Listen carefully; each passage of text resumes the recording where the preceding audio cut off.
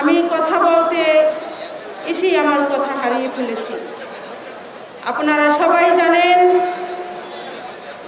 আমার ভাই ওসমান হাদি, ওকে আমরা হারিয়েছি আজকে 57 দিন হয়ে গেল।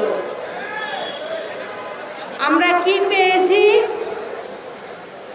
আগামী গেল শুক্রবারেও জাবের, তার সাথে আরো যারা ছিল আহত, তারা আবারও দিবালোকের সামনে গুলিবিদ্ধ হয়েছে।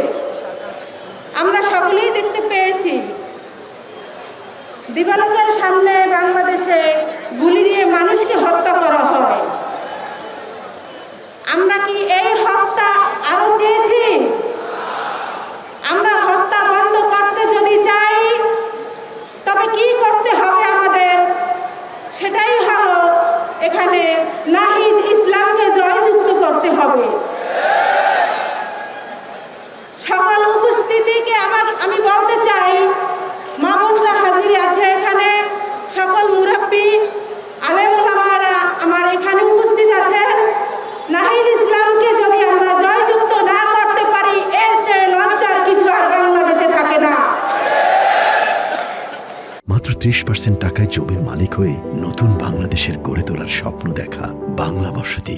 আমরা কি আজকে ওয়াদা করতে পারি নাহিদ ইসলাম এই 11 আসনে জয়যুক্ত হবে?